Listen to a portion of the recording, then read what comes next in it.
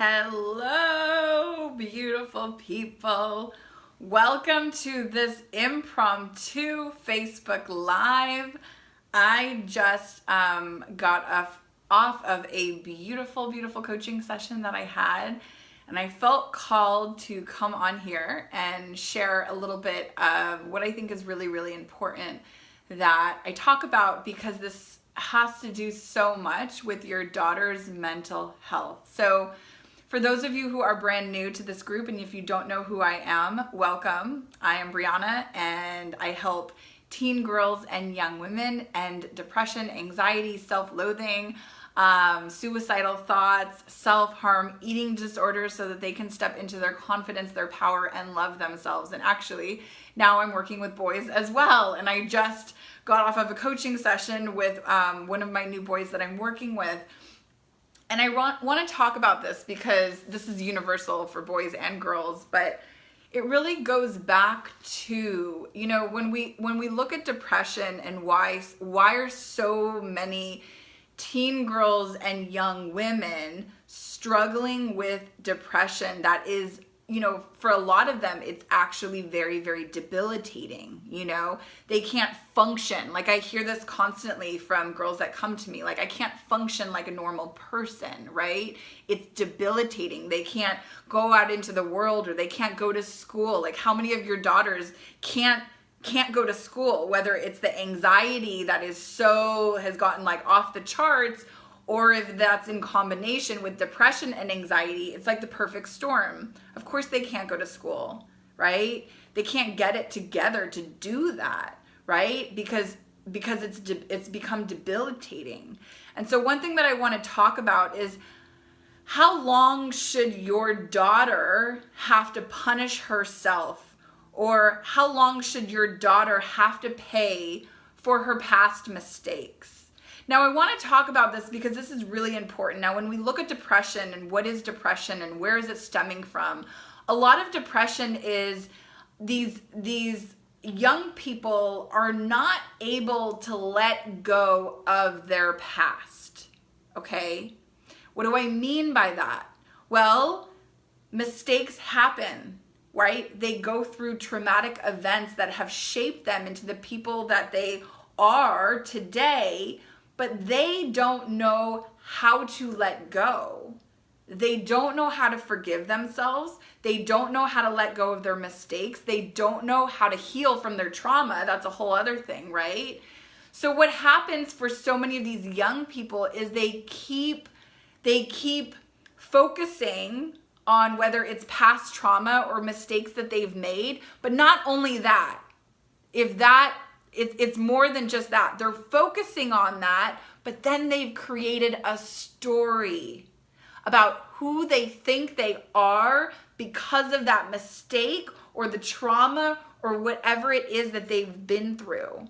So it can go something like this. It could go like, I'm a bad person, right?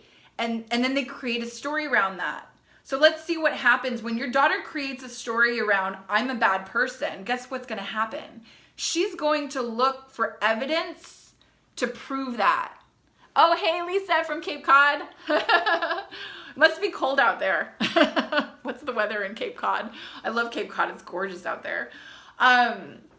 Anyways, going back to what I was saying. So when your daughter creates a story, so the example is, I'm a bad person, okay? Now, when your daughter believes that she is a bad person, she's going to look for evidence. Oh, it's snowing right now. Oh my goodness. I want to visit. I like snow, just for like a little bit though. When your daughter creates a story around she is a bad person, she's going to look for evidence to prove that that's true. Her mind's actually going to do this, right? It's totally like subconscious. But so she's going to start looking for, okay, well, how am I a bad person? And then she's going to create more of that based on the bullshit story that she's saying to herself that she's a bad person. Now, it's a flat out lie that your daughter is a bad person. She's not a bad person, but she's believing this lie that she is telling to herself. Now, in order for that lie to really like stay with her and to get bigger and bigger and bigger, she's gonna have to find some evidence to prove that it's true. So here's how the mind works. Okay, so I have a lie that says I'm a bad person. I'm gonna go seek it out. Ooh, okay, what ways? Okay, ooh, here's an example. Oh, okay, so my boyfriend or my girlfriend got in a big old fight with me. So I'm gonna go back to that story that I've created about myself that says, I'm a bad person, okay? Ooh, over here, mom and dad just, we had this huge old argument and they're yelling at me and they're mad at me. So I'm gonna go back to that belief that says I'm a bad person. So you understand how this works. So your daughter doesn't just have one little itty bitty limiting belief. She's got tons of them. She's got tons of them. And her mind is constantly looking for evidence to find that that is true. Now, whatever your daughter focuses on is going to grow and expand. So if your daughter focuses on, I'm worthless, okay? She's going to find all of the ways or like all of the examples in her life that are going to prove that, okay? Again, it doesn't mean it's true. It's not true. It's a lie, right? But your daughter doesn't know that because she hasn't done any of this inner work. So again, your daughter is creating her own personal hell right here on earth, and she's living in it, and she's walking through it every single day, and it's getting worse and worse every single day because her anxiety is off the charts, her depression is off the charts, now she's having panic attacks, now she's cutting herself, now she's having suicidal thoughts, maybe there's an eating disorder in here, maybe she's doing drugs or vaping or smoking pot or drinking, all of this stuff because she's created her own living hell right here. Now, she can undo this. She absolutely can. But what I want to talk about is how long should your daughter be actually punishing herself? Like, should there be a cutoff? Like, how long is too long? Because the coaching session that I just had, I asked him this question. I said, how long are you going to punish yourself for this mistake that you made several years ago? He kind of looked at me like, never thought about that, right? Your daughter's doing the same thing.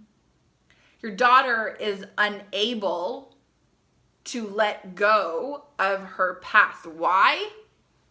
Because she's created a whole story around that past. Okay? It's not just the past, it's the story that she created around it. Now, how can she change to become someone new if she has a story around the past? Right? So the story of, I'm a bad person, nobody likes me, it's always so hard, life is so difficult, I don't have any friends, nobody likes me. And so the story goes on and on and on and on, right? And now your daughter identifies herself with that story. So this plays a humongous part when we're talking about mental health and why these girls stay stuck in the struggle and why can't they free themselves from the suffering? Well, they are telling themselves a shitty story every single day. And that needs to change. And medication doesn't change their story. It just numbs the pain. So if you want your daughter to change the story, she's got to start doing the inner work. Now, the inner work starts with shifting her beliefs, right?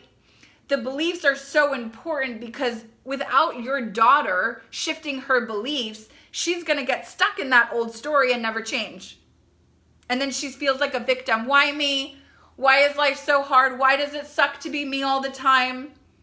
Right? And she gets her significance and importance in life by identifying as that victim because that's who she knows herself to be. Now, your daughter is not a victim, quite the opposite. But if she feels like she's a victim to life circumstances, how is she ever going to get better? How is she going to get empowered? How is she going to love herself? How is she going to get to confident? When she feels like a victim. right? So much of this work is about your daughter taking responsibility for where she is and where she wants to go. But most people, hey Noreen, I love that you're here. This was an impromptu Facebook Live, by the way. So most teen girls and young women don't understand that they can actually create a new story for themselves. So they live in the story of the past.